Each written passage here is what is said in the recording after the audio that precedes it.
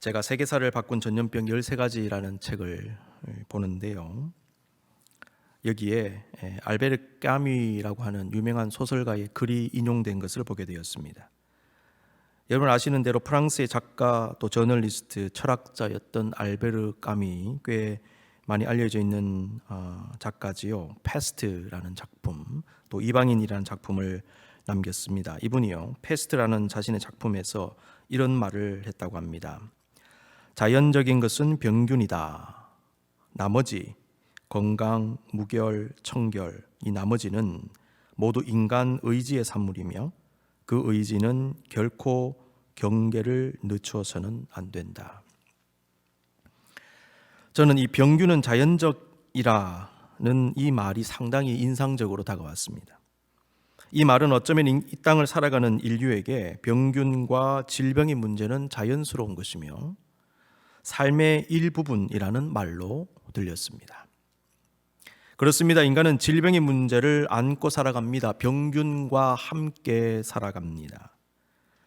질병의 고통과 두려움 속에 있는 인간에게 그런 의미에서 치유라고 하는 것은 우리의 간절한 바람 중에 하나입니다. 지금 온 세상이 과거 어느 때보다도 인간 질병의 문제의 심각성을 뼈저리게 느끼고 있습니다. 작년 팬데믹 기간 중에 일어난 미국 내에서 사망자로 인해서 2020년 상반기에 미국인들의 기대 수명이 2019년 78.8세에서 77.8세로 줄었다는 연방정부의 보고가 지난주에 발표되었지요. 이런 수치는요, 2차 세계대전 이후에 최대 폭으로 떨어진 것이라고 합니다. 전체 평균을 계산했는데 한 살이 준 것은 엄청나게 떨어진 겁니다. 흑인 커뮤니티만 따로 조사를 해봤더니 2.7세가 떨어졌습니다. 이것은 미국 내 인종 간의 다양한 형태의 차별과 불평등이 여전히 존재하고 있다는 증거라고 분석이 됩니다.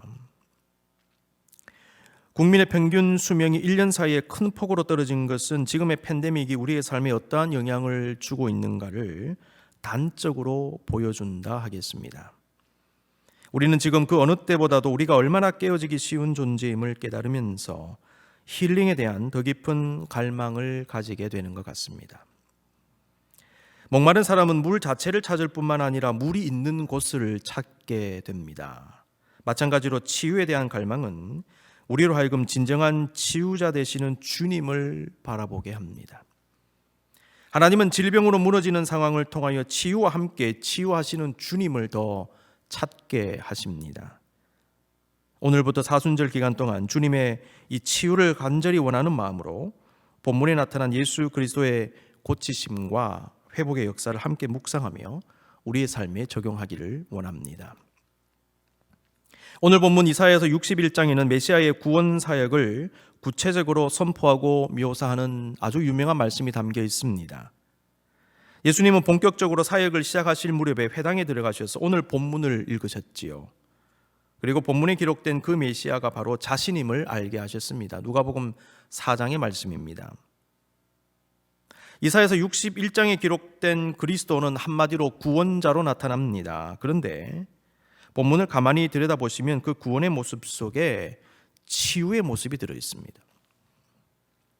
우리가 지난 제2수요일 예배 때에도 나누었듯이 예수님의 사역은 세 가지를 핵심으로 하여 이루어졌습니다. 복음 전파, 가르침, 그리고 치유였습니다.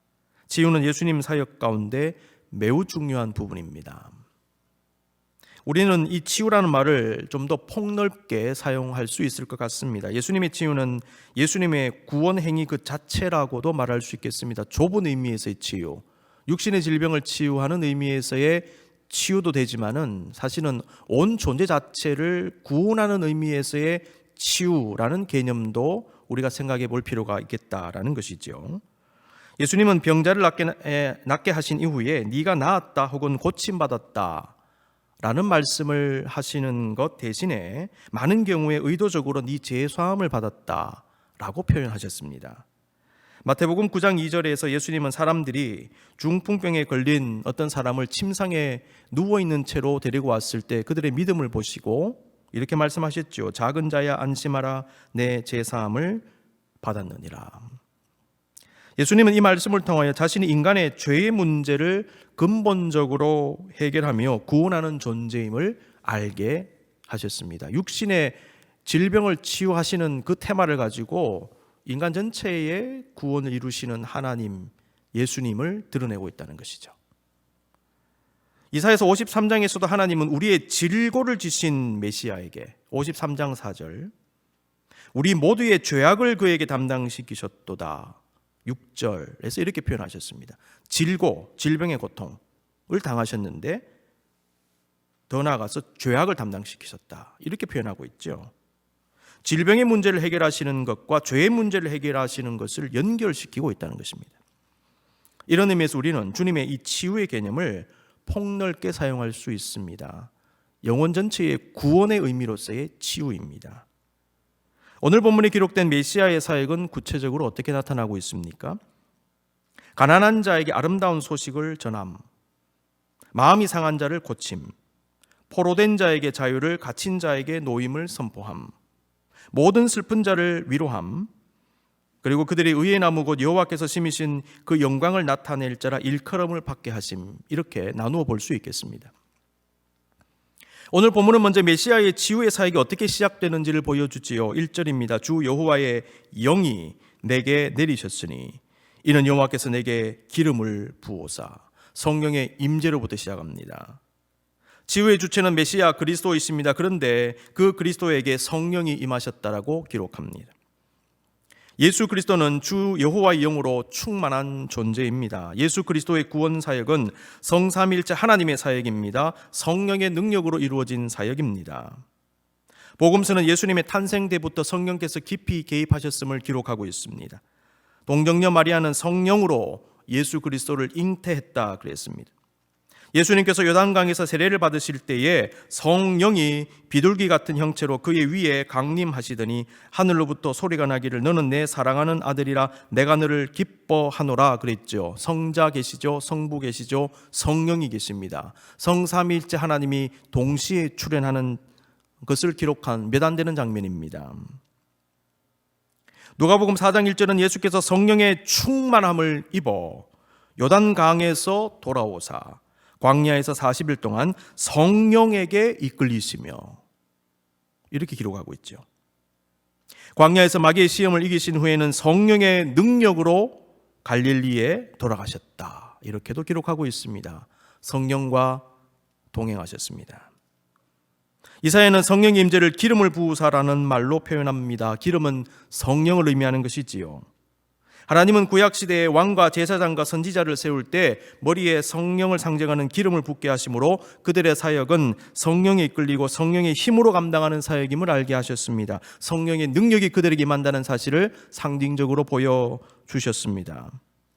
기름 부음을 받은 자 그리스도는 이사야의 예언대로 강력한 하나님의 영의 능력으로 구원과 치유의 사역을 감당하셨습니다. 이러한 그리스도께서 가난한 자에게 아름다운 소식을 전한다라고 기록하고 있습니다. 아름다운 소식은 구원의 소식 그 자체입니다. 신약적 용어로 하면 복음의 소식입니다. 복음의 소식은 구원과 자유와 치유의 소식입니다. 성도는 아름다운 복음을 들은 사람들입니다. 아름다운 소식을 들은 사람들입니다. 그 소식을 믿고 치유받은 사람들입니다. 그리고 그 소식을 계속 전하는 사람들입니다. 그런데 이사야는 그리스도가 전파하는 복음의 소식에 구체적인 내용을 담고 있습니다. 이것이 바로 그리스도의 사역의 내용이지요. 오늘은 첫 번째로 마음이 상한 자를 고치시는 예수 그리스도의 사역에 집중하겠습니다. 마음이 상한 자를 고치며, 여러분 잘 아시는 구절이 있지요. 여러분 그런데요, 마음이 상하다라는 말이 무슨 의미입니까? 우리는 모두 마음이 상한 경험이 있기 때문에 그 느낌을 잘 알고 있습니다. 마음이라고 번역된 히브리 말을 보니까 레브인데요, 이것은 인간의 심장 혹은 가슴을 상징하기도 합니다. 그것을 얘기하기도 합니다.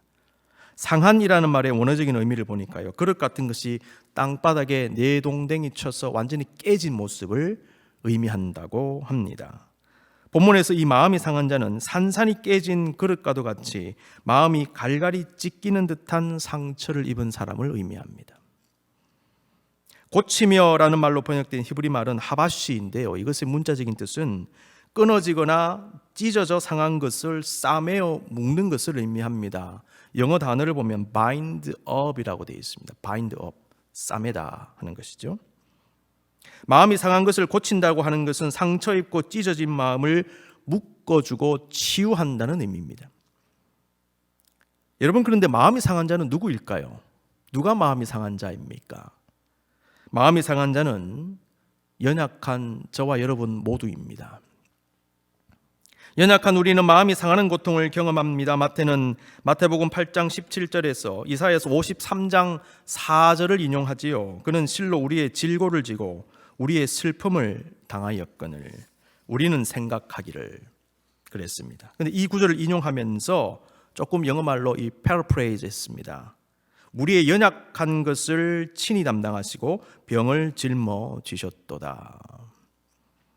마태는 인간이 당하는 모든 질병과 슬픔의 문제를 어떻게 표현했습니까? 인간의 연약함이라고 표현하고 있습니다. 연약한 인간은 이 땅에서 온갖 종류의 영과 육의 질병과 삶의 문제로 인하여 마음이 상함을 경험합니다. 첫째로 우리가 마음이 상하는 이유는요, 우리의 죄 때문입니다. 여러분, 죄는 우리의 마음과 영혼에 상처를 입힙니다. 우리가 죄를 지으면 그것이 다른 사람에게 상처를 주지요. 여러분 분명히 아십시오. 여러분 죄 지으면 나 자신에게 상처를 입힙니다.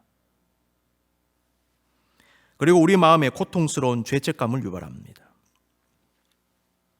죄는 우리 마음에 상처를 남기고 죄의 문제가 해결되지 않았을 때는 그 상처는 점점 더 깊어가면서 다른 상처를 만들어 냅니다. 죄는 상처를 냅니다.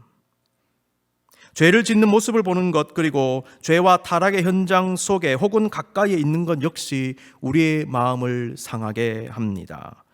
베드로후서 2장 7절 8절은 소돔과 고모라에서 마음이 상하여 고통당하는 롯의 모습을 기록하고 있습니다. 무법한 자들의 음란한 행실로 말미암아 고통당하는 의로운 롯을 건지셨으니, 그들이 무법한 행실로 또 음란하게 행하는데 고통 누가 당합니까? 롯이 당하는 거예요.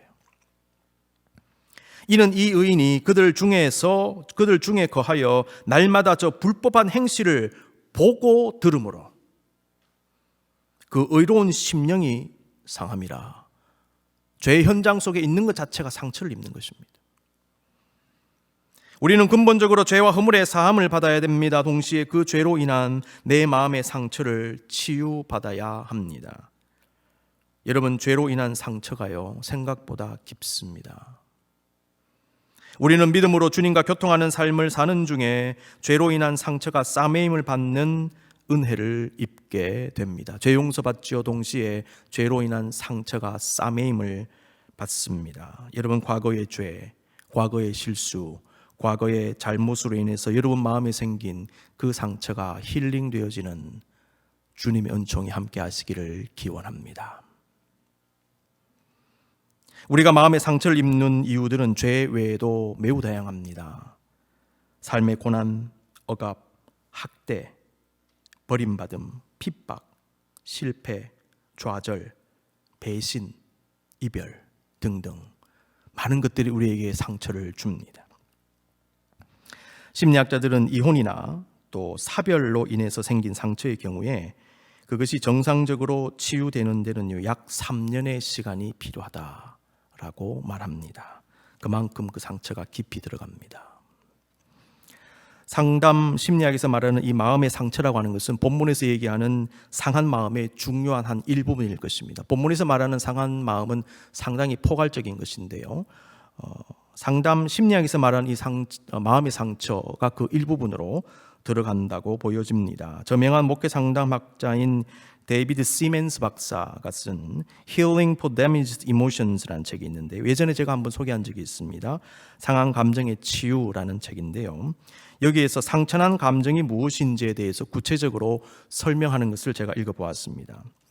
그런데 이 상처난 감정은 공통적으로 다음과 같은 문제들을 가지고 있다고 합니다. 자신의 가치를 인정하지 못하는 문제가 있답니다. 낮은 자존감, 자기의 가치를 있는 그대로 인정을 못하는 거예요. 늘 열등감에 사로잡혀 있는 이런 경향이 나타나고요. 완전주의자 컴플렉스도 나타나는 경향이 있습니다. Perfectionist complex입니다. 이게 뭐냐면 자기는 항상 뭔가 부족하다는 것이죠. 어떤 일을 제대로 하지 못하고 있다고 생각하고 항상 다른 걸 더 해야 된다고 생각하고 더 잘해야 된다라고 생각하는 그런 경향이 있다는 것입니다. Perfectionist complex. 그래서 자기를 가만히 놓아두지 못하는 경향이 있답니다. 그리고 많은 경우에 패배감에 젖는 경우가 있답니다. 왜냐하면 더 해야 되는데 못했으니까, 더 잘해야 되는데 못했으니까요. 스스로 그렇게 생각한다는 거죠. 그러니까 패배감이 생기는 것이죠. 또 하나의 경향이 있는데 지나치게 예민한 분들, 그분들이 이 마음의 상처가 많답니다. 초민감성이라고 표현할 수 있습니다. Super sensitivity. 굉장히 예민한 분들이 있죠. 그런데 이 남들보다 지나치게 예민한 사람들이 남들보다 상처를 더 많이 받는답니다. 그런데 그분들을 가만히 분석해 보면 남들로부터 인정받고 칭찬받고 싶은 욕구가 굉장히 강하답니다. 그런 상황에서 조금 부정적인 뭔가 다가오면 상처를 확 입는 거죠. 그런데 이런 분들이 상처를 굉장히 잘 받는데 은연중에 자기 역시 남에게 상처를 주는 경향이 있답니다. 상처를 많이 받은 분들이 고통스럽기 때문에 남에게 상처 안 줄 것 같지만은 그 실제로 많은 분들이 조심하는 경향이 있지만 너무나 아이러니하게 상처를 잘 받는, 예민해서 상처를 잘 받는 분들이 의외로 남에게 상처를 주는 경향이 있더라는 것입니다. 그 심리 속에 뭐가 들어있냐 하면요, 자기가 받은 상처를 무마시키고 싶은 내면의 욕구 때문이랍니다.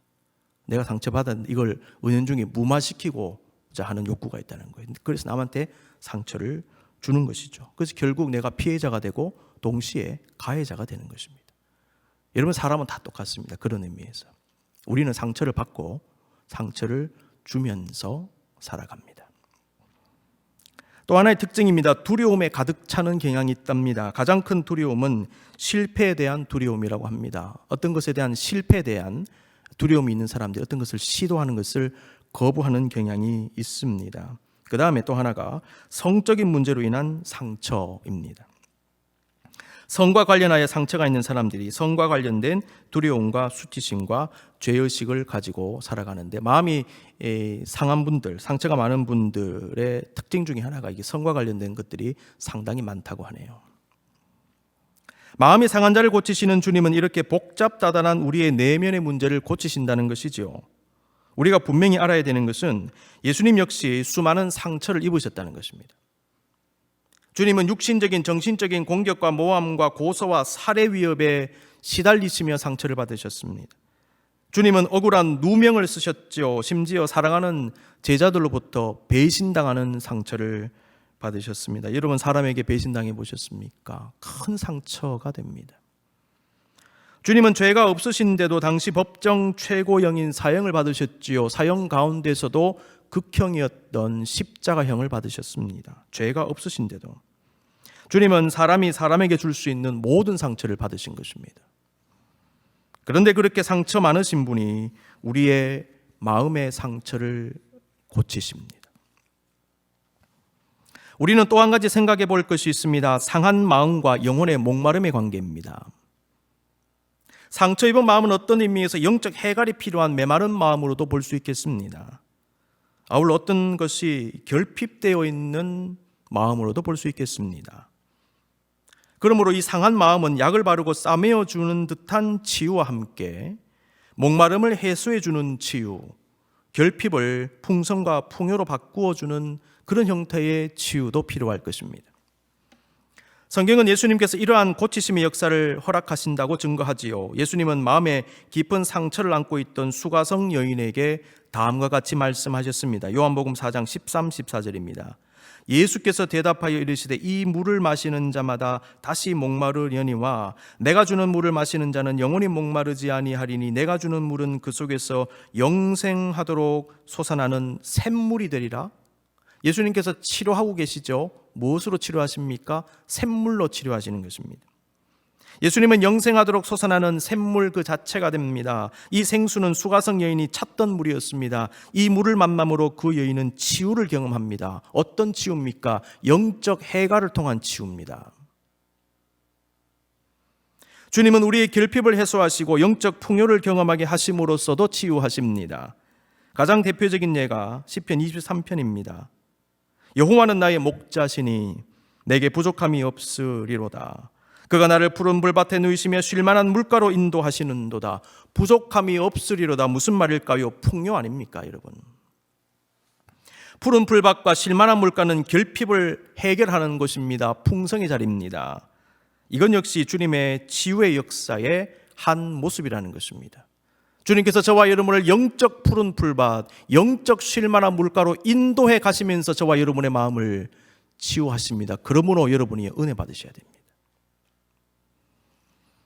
우리는 이런 말씀들을 토대로 우리가 치유를 갈망하면서 무엇을 간구해야 하는지를 깨닫게 됩니다. 우리는 이사야 61장에 기록된 성령의 기름 부으심을 간구해야 된다는 것이죠. 머리끝에서 발끝까지 흘러내리며 우리의 몸을 흥건히 적시는 향기로운 성령의 기름 같은 그 역사가 우리의 심령에 임하기를 기도하셔야 됩니다. 아울러 우리의 목마름과 결핍을 해소해주는 영적 생수의 역사, 영적 푸른 풀밭과 쉴만한 물가로 인도하시는 우리의 목자 되시는 주님의 은총을 간구해야 합니다. 하나님은 그 모든 돌보심의 역사를 통해 우리의 상한 마음을 치유하십니다. 주님은 성령의 능력으로 우리를 치유하십니다. 그런데요, 그 주님의 힐링이 언제나 단숨에 이루어지는 것은 아님을 우리는 인정하고 받아들일 필요가 있습니다. 상한 마음의 치유는 시간이 걸립니다. 다양한 접근 방법이 필요합니다. 생각 이상으로 복잡합니다. 데이비드 시멘스 박사도 이 점을 분명히 했습니다. 하나님께서 창조하신 소우주와도 같은 우리 존재는 그 안이 매우 깊고 오묘하고요, 굉장히 예민합니다. 그러므로 우리는 우리 자신과 사람들의 이 내면 치유의 문제에 접근할 때에 성령께 의지하면서 주의 깊게 들여다보고 시간을 두고 헤아리며 나아가야 됩니다. 사람이 사람에게 접근할 때 굉장히 조심해야 됩니다. 단숨에 뭔가 이루어지는 것 같은 그런 생각을 가지고 접근할 때 실수하기가 쉽습니다. 예수님은 한 영혼에게 매우 사려 깊은 모습을 가지고 접근하셨습니다. 대표적인 예가 누가복음 19장의 삭개오의 예입니다. 여러분, 삭개오는요, 마음의 깊은 상처를 가지고 살았던 사람으로 분석할 수 있지요. 삭개오는 당시 세리장으로서 물질적인 풍요는 있었습니다. 그런데 사람들의 경멸의 대상이었어요. 종교적으로는 죄인으로 낙인 찍힌 사람입니다. 사회 내에서 완전히 왕따였습니다. 돈 있으면 뭐합니까? 왕따인데요. 사람 대우 못 받았는데요. 그러던 그가 예수님 보기 위해서 사람들의 조롱을 무릅쓰고 돌 무화과 나무에 올라간 것은 그가 얼마나 갈급한 영혼이었는가를 우리에게 보여줍니다. 사람이 상처가 깊을수록요, 갈급해지지 않습니까? 그런데 본문을 가만히 보면 예수님은 수많은 군중들 가운데서 유독 삭개오 한 사람에게 주목하시지요. 나무 위에 매달려 있는 그에게 다가가 말을 것입니다. 삭개오야, 속히 내려오라. 내가 오늘 내 집에 유하여야 하겠다. 이 모습은 삭개오의 구원과 치유를 위한 주님의 세심한 계획과 관심을 엿보게 합니다. 본문을 보면 예수님과 삭개오의 만남은 갑작스러운 것 같지요. 그런데 사실 예수님은 매우 주도 면밀하게 삭개오에게 접근하신 것 같습니다. 삭개오는 급히 내려와 즐거워하며 영접했다라고 기록합니다. 이 한 문장을 여러분 깊이 묵상하셔야 됩니다. 삭개오의 행동은 그에게 일종의 치유가 일어나고 있었음을 잘 보여줍니다. 즐겁게 주님을 영접하는 모습, 어떻게 해석해 볼 수 있을까요? 그 마음의 기쁨이 회복되고 있습니다. 급히 내려오는 모습, 급히 내려와 주님을 영접하는 것은 그의 마음이 크게 열렸음을 알게 합니다. 아울러 자신의 소유의 절반을 가난한 자들에게 주고 누구의 것을 속여 빼앗은 일이 있으면 네 갑절이나 갚겠다고 한 것은 지금까지 세리장으로 사람들의 돈을 부당하게 갈취한 것을 회개하겠다는 것이지요. 동시에 그의 마음이 완전히 열려서 사람들에게 나누어주고 베푸는 삶을 살겠다는 의지의 표현으로 볼 수 있습니다. 여러분, 마음에 상처가 있을수록요, 마음이 다치고 폐쇄되는 특징이 있습니다. 여러분 잘 한번 돌이켜 보십시오. 마음에 상처가 있을수록 남을 믿지 못합니다. 피해의식에 사로잡힙니다. 내가 피해받았다고 생각하는 거죠. 근데 이런 분들이요, 공격적 성향을 가져요. 왜냐하면 내가 피해자라고 생각하기 때문에 내가 대받아치겠다는 마음이 나오는 것입니다. 이것은 동물들에게도 똑같이 나타납니다. 학대받은 동물들 보면 아무리 사람이 온정을 베풀어도 한동안은 마음을 열지 않습니다. 그리고 오히려 공격하려고 해요. 그 사람이 나를 해코자 한다고 생각하기 때문에. 이게 피해의식의 모습이죠. 그런데 마음의 그 상처가 치유받을 때 마음이 열려지기 시작합니다. 주님은 마음이 상한 자를 고치신다고 했습니다. 이때 고치시는 것은 찢어진 것을 봉합하시는 것과 같은 고침입니다. 우리의 마음이 봉합되어 고침받을 때 이상하게 마음이 열립니다. 상처 입은 마음일수록 다치는 마음이 되지만 치유받은 마음일수록 열리는 마음이 됩니다. 여러분 마음은 다치는 마음입니까? 열리는 마음입니까? 마음이 열릴 때 자신을 가두었던 보이지 않는 속박을 벗어나 바깥으로 나가게 되는 것입니다. 그래서 삭개오처럼 적극적으로 바뀝니다. 사람들에게 다가갑니다. 자기의 것을 나누고 베풀게 됩니다. 열린 마음으로. 본문은 삭개오의 치유가 어떤 과정을 거쳐서 이루어졌음을 보여주고 있습니다. 예수님의 부름을 받은 삭개오는 자신의 집에 예수님을 모십니다. 예수님은 그 집에서 삭개오와 깊이 교제하십니다. 이것은 삭개오의 치유는 과정이 필요했다는 것을 보여줍니다. 본문은 갑자기 삭개오가 바뀐 것처럼 완벽하게 바뀐 것처럼 묘사하지요. 우리는 그렇게 많이 받아들였을 것입니다. 그런데요, 사실은 그가 치유받고 변화되기 시작했다는 것을 나타낸다라고 말하는 것이 더 정확하지 않을까 생각합니다. 삭개오가 갑자기 확 바뀌었다, 이게 아니고 삭개오가 바뀌기 시작했다, 변화가 시작되었다, 이렇게 말하는 것이 더 정확할 것입니다. 아마도 삭개오는 그때부터 시작하여 평생토록 치유받고 보다 나은 그리스도인으로 점점 더 성숙되어 갔으리라 생각됩니다. 이러한 치유의 역사는 주님의 뜻과 시간 안에서 우리의 신앙의 여정 중에서도 계속될 것입니다. 저와 여러분은 지금 치유받고 있는 중입니다. 주님은 우리의 상한 마음을 치유하시면서 동시에 그 상처를 통하여서도 우리를 더욱 강하고 성숙한 믿음의 사람으로 세워 가십니다. 김해남이라는 정신과 의사분이 쓴 이 심리치유책을 보니까요, 이런 말이 있었습니다. 상처는 살아가는 힘이 될 수도 있다. 상처는 살아가는 힘이 될 수도 있다. 인간이 받는 상처를 분석해 보면 그 속에 인간이 무엇인가 원하는데 그 원하는 것을 얻지 못할 때 상처를 받는다고 합니다. 상처의 또 다른 유형이지요. 인간은 좌절할 때 상처받지요. 여러분, 근데 좌절이 무엇일까요? 원하는 것을 얻지 못하는 게 좌절 아닙니까? 그러니까 욕구가 좌절되었을 때 상처받는다는 거예요. 인간은 보호받지 못하는 상황에서 상처받지요. 인간은 무슨 욕구가 있습니까? 안전에 대한 욕구가 있어요. 아울러 모욕과 수치를 당할 때 상처를 받습니다. 인간은 존중받고 싶은 욕구가 있는 겁니다.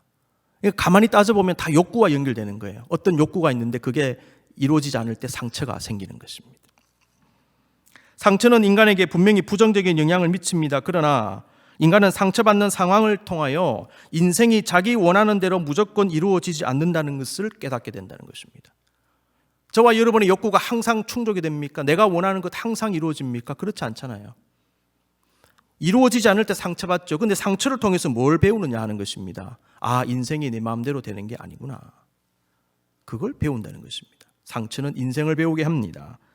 그리고 전보다 더 강해지고 성숙하게 만들어주는 것입니다. 그러므로 상처는 일종의 성장통과 같습니다. 인간은 상처 때문에 고통도 받지만 상처가 아물고 흉터가 생기고 그 위에 새살이 돋는 과정을 거치면서 비로소 어른이 되어 갑니다. 상처는 우리 안에 있는 극복과 성장과 치유의 욕구와 능력을 자극하고 배양시킵니다. 상처 있을 때 그것을 치유하려고 하잖아요. 그 치유에 대한 욕구를 자극시키는 거죠. 그리고 능력을 배양시킨다는 것입니다. 그러면서 사람이 크는 것입니다. 상처는 우리로 하여금 연약함에서 벗어나 강하게 일어서는 사람이 되게 합니다. 역사 속에 큰 업적을 이룬 사람들 중에 상당수가요, 깊은 상처를 가지고 있었다고 합니다. 대단한 사람들, 대단한 업적을 이룬 사람들 그냥 그렇게 된 것 같죠. 단순히 열심히 노력해서 된 것 같지요. 그분들의 퍼스널 라이프를 들여다보면요, 굉장한 상처를 가지고 있었던 분들이 많습니다. 2차 세계대전의 영웅 중에 한 사람이 영국의 수상 윈스턴 처칠, 여러분 잘 아실 것입니다. 대단한 문장가요 연설가로 알려져 있죠. 이분이 노벨상까지 받은 분입니다.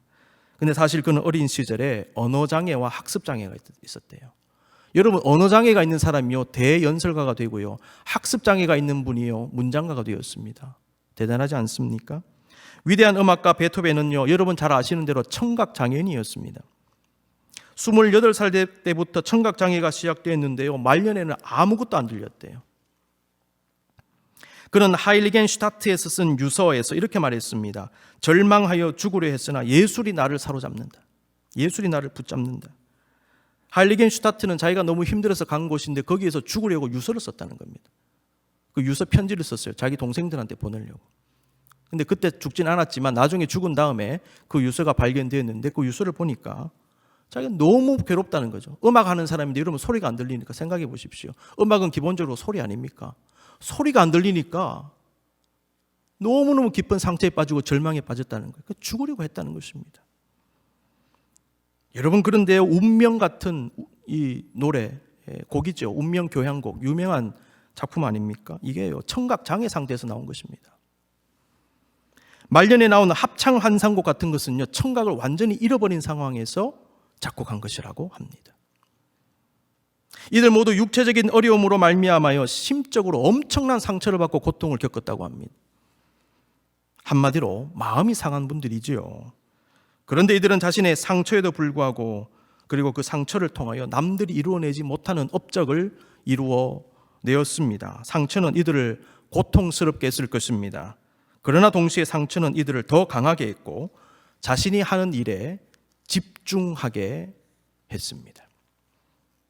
사랑하는 성도 여러분, 우리의 치유자 되신 주님은 우리의 상한 마음을 주님의 시간 속에서 주님의 방법과 수단을 통해 지금도 고치고 계십니다. 그리고 그 상처를 통하여서도 우리에게 역사하십니다.